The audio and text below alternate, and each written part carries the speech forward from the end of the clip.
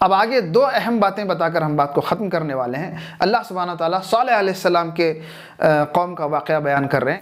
صالح علیہ السلام جب اپنی قوم کو دعوت دیتے ہیں تو ان کی قوم کیا کہتی ہے ذرا دیکھیے، اور اس میں ہمارے لیے بہت بڑا سبق ہے۔ صالح علیہ السلام کی قوم کہتی ہے یا صالح قد کنت فینا مرجوا، آپ تو ہمارے درمیان بہت اچھے اور بالکل ہماری امیدوں کا مرکز بن کر تھے۔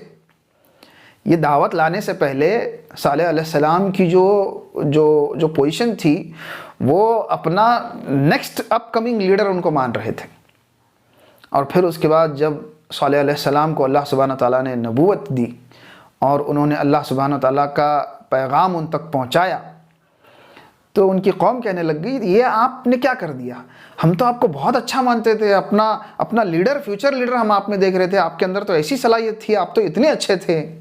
ذرا غور کیجئے گا میرے دوستوں، یہ اکثر جو ہم کہتے ہیں کہ ہمارے اخلاق برے ہیں، اسی وجہ سے ہم لوگوں سے دوسری قومیں ناراض ہیں یا پھر دشمنی کرتی ہیں، یہ پوری طور پر سچ نہیں ہے بلکہ بہت بڑے پیمانے پر جھوٹ ہے۔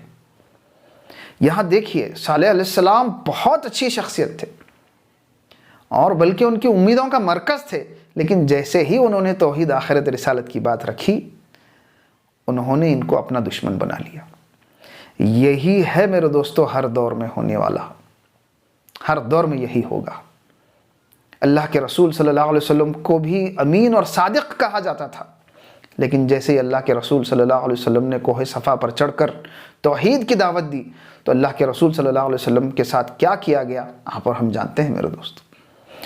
قرآن کو پڑھنے کا یہ فائدہ ہے میرے دوستو کہ ہر دور میں کس طرح کے مراحل سے مسلمانوں کو گزرنا پڑتا ہے یہ اللہ سبحانہ تعالیٰ پہلے ہی بتا دیتے ہیں۔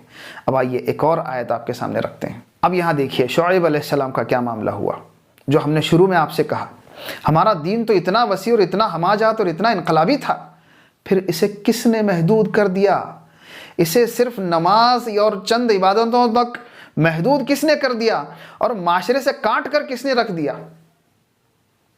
ایسا مسلمان بنا کر کس نے رکھا جو اپنی نمازیں تو پڑھتا ہے، عبادت تو کرتا ہے، ہر چیز کرتا ہے، لیکن اسے دوسروں کی کوئی پرواہ نہیں ہے، وہ سماج کو، وہ اپنے معاشرے کو بدلنے کی کوئی فکر نہیں کرتا، نہ برائیوں کو روکتا ہے نہ نیکی کا حکم دیتا ہے، اپنے آپ میں صالح اور پارسا بنا ہوا ہے، چلتا پھرتا فرشتہ نظر آتا ہے، لیکن حالت اس کی یہ ہے کہ تارک الدنیا رہبان بنا ہوا ہے، قرآنی مسلمان وہ نہیں ہے، کیونکہ اسے معاشرے کی کوئی فکر نہیں ہے۔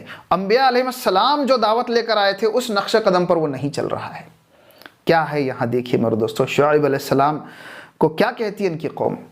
جب شعیب علیہ السلام اپنی قوم کو دعوت دیتے ہیں تو کیا کہتے ہیں؟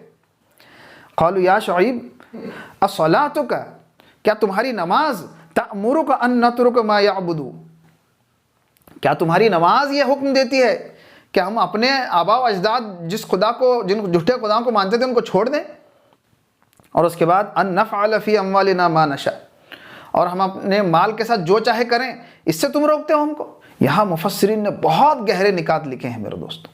مفسرین نے لکھا ہے کہ یہاں سب سے پہلے تو شعیب علیہ السلام کی نماز کو ٹارگٹ کیا گیا۔ ارے تم اپنی نماز پڑھو، تم کو جو نماز پڑھنا ہے پڑھو، تم اپنے آپ میں رہو، تم آ کر ہمیں کیوں روکتے ہو ہماری چیزوں سے؟ یعنی یہ لوگ ایسا دین چاہتے ہیں جو اپنے آپ میں رہ کر جو کچھ کرنا چاہے کرے، لیکن معاشرے میں جو برائیاں ہیں، جو غلط سسٹمز اسٹیبلش ہوئے ہیں انہیں نہ چھیڑے، لوگوں کے غلط نظام کو نہ للکارے۔ وہ ایسا دین چاہتے ہیں میرے دوستو، اور ایسا اگر دین رہے گا تو وہ بہت خوش رہیں گے، لیکن یہ بھی ایک حد تک ہے، اس کی وجہ ہم آپ کو آگے بتائیں گے۔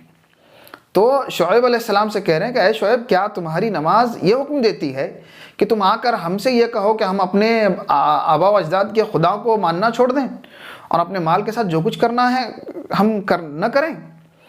تو مفسرین یہ لکھتے ہیں، مفسرین یہاں اس آیت کو اس آیت کے ساتھ جوڑتے ہیں میرے دوستو، ان الصلاۃ تنہی عن الفحشاء والمنکر، بے شک نماز فحاشی اور ہر طرح کی برائی سے روکتی ہے۔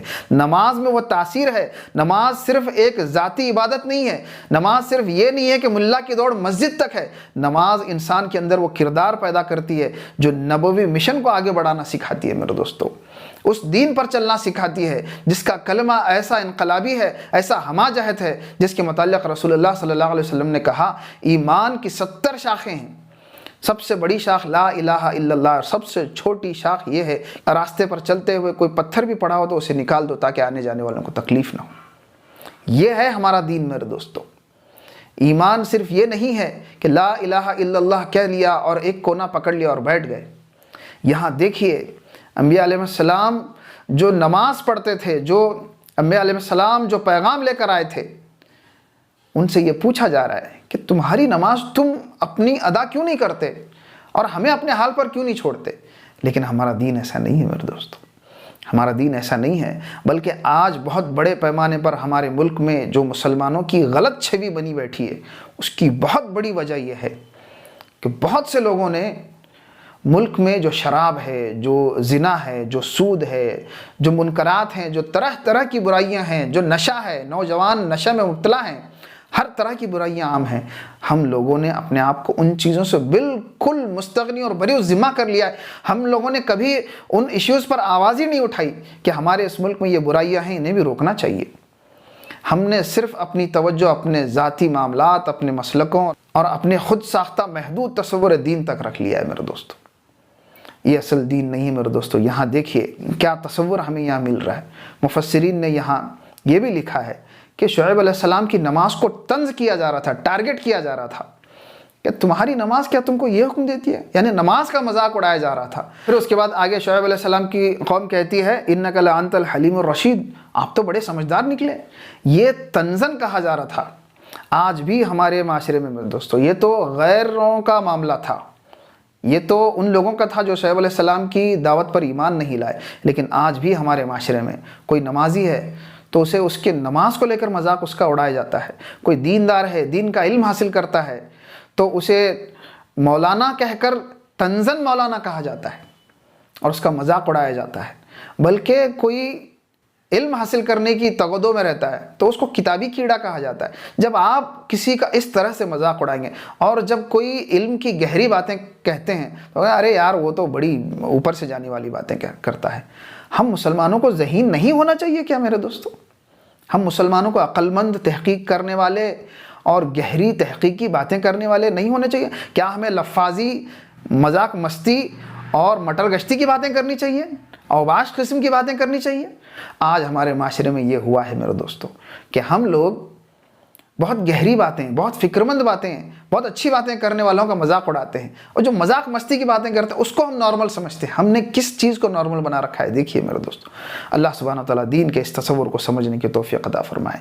یہاں آپ نے دیکھا میرے دوستو کہ باطل جو ہے، غیر جو ہے، دشمن جو ہے، وہ ایسا دین چاہتا ہے کہ مسلمان اپنی نمازیں پڑھتا رہے، لیکن اس سے ہمیں کوئی فرق نہیں پڑنا چاہیے۔ ہم جو برائیاں معاشرے میں چلا رہے ہیں، جس کے وجہ سے ہمارا ایک سسٹم کھڑا ہوا ہے، ہماری اکانومی چل رہی ہے، ہماری لابی مضبوط ہو رہی ہے، اس کو وہ لوگ ڈسٹرب نہ کریں۔ ایسا مسلمان چاہتے ہیں کہ تم کرو تم کو جو کرنا ہے، لیکن ہمارے سسٹم کو تم ڈسٹرب مت کرو، ہمیں آ کر یہ مت کہو کہ یہ مت کرو یا وہ مت کرو۔ ایسا مسلمان چاہتے ہیں۔ تو میرے دوستو ہمیں یہ سمجھ میں آیا یہاں پر کہ ہمارے دین کا محدود تصور کون بنانا چاہتا ہے، قرآنی تصور دین کیا ہے، دین کا قرآنی تصور کیا ہے، اور دین کا وہ تصور کیا ہے جو ظالم چاہتا ہے، جو دشمن چاہتا ہے، وہ ہمیں یہاں سمجھ میں آیا میرے دوستو۔ اللہ سبحانہ تعالیٰ ان تمام باتوں کو سمجھنے کی توفیق عطا فرمائے۔ اس کے بعد دونوں صورتوں کا اختتام ہوتا ہے میرے دوستو۔ سورہ یونس میں اللہ سبحانہ تعالیٰ صبر کی تلقین کے ساتھ اختتام کرتے ہیں، اور سورہ ہود میں اللہ سبحانہ تعالیٰ صبر کی تلقین بھی کرتے ہیں، اور اس کے بعد بہت دھمکی بھرے انداز میں اللہ سبحانہ تعالیٰ کہتے ہیں کہ تم جو اپنے اعمال کرتے ہو، تم جو اپنی سازشیں کرتے ہو، کرتے رہو، ہم بھی اپنا عمل کرتے رہتے ہیں، تم بھی انتظار کرو، ہم بھی انتظار کرتے رہیں گے۔ اللہ سبحانہ تعالیٰ پر ایمان والوں کو توکل کرنا چاہیے، اور اللہ سبحانہ تعالیٰ خوب جانتے ہیں کہ یہ لوگ کیا کر رہے ہیں۔ تو میرے دوستو یہ تھا سورہ یونس اور سورہ ہود کا خلاصہ، لیکن آخر میں یہاں ایک بہت اہم بات بول کر ہم اپنی بات کو ختم کرنا چاہتے ہیں۔ سورہ ہود ایسی رقت انگیز صورت ہے میرے دوستو کہ ایک بار حضرت ابوبکر صدیق رضی اللہ عنہ نے اللہ کے رسول صلی اللہ علیہ وسلم سے پوچھا کہ اے اللہ کے رسول صلی اللہ علیہ وسلم، آپ تو دن بدن بوڑھے ہوتے جا رہے ہیں، آپ پر بزرگی طاری ہوتی جا رہی ہے۔ تو اللہ کے رسول صلی اللہ علیہ وسلم فرماتے ہیں کہ مجھے ہود اور اس کی بہنوں نے بوڑھا بنا دیا، مجھے ہود اور اس کی بہنوں نے بوڑھا کر دیا۔ اللہ کے رسول صلی اللہ علیہ وسلم پر اس صورت کا اتنا گہرا اثر تھا میرے دوستو. کچھ مفسرین یہ بھی کہتے ہیں کہ اس میں کچھ مخصوص آیتیں ایسی بھی ہیں جس نے مخصوص طور پر اللہ کے رسول صلی اللہ علیہ وسلم، ابن عباس رضی اللہ عنہ کے حوالے سے یہ بات کہی جاتی ہے. ہود کی بہنیں کون ہیں؟ وہ کون سی دوسری صورتیں ہیں؟ اگر آپ دیکھیں میرے دوستو، یوں سمجھ لیجئے سورہ ہود ہے، پھر اس کے بعد 56 نمبر کی واقعہ ہے، مرسلات ہے، اور اس کے بعد نبا ہے، اور پھر اذا الشمس قورت ہے. اس طرح کی اور بلکہ پورے پارہ اما اگر آپ دیکھیں گے تو اسی طرح سے دل کو جھنجھوڑ دینے والی صورتیں ہیں میرے دوستو. اللہ سبحانہ و تعالی ہمارے سینوں میں وہ دل پیدا کرے میرے دوستو جو قرآن کو سن کر لرز جائے. اگر اللہ کے رسول صلی اللہ علیہ وسلم پر قرآن کا یہ اثر ہو رہا ہے تو ہمارے اوپر کیا ہونا چاہیے میرے دوستو. اللہ سبحانہ و تعالی ہمیں اور آپ کو زیادہ سے زیادہ عمل کی توفیق عطا فرمائے. آج کے لیے اتنا ہی، ملتے ہیں اگلے ایپیسوڈ میں انشاءاللہ. گر چاہتے ہو کہ ہو بہتر تمہارا رمضان، گر چاہتے ہو کہ ہو بہتر تمہارا رمضان، تھام لو مضبوطی سے قرآن، تھام لو مضبوطی سے قرآن. ملتے ہیں اگلے ایپیسوڈ میں. السلام علیکم ورحمۃ اللہ وبرکاتہ.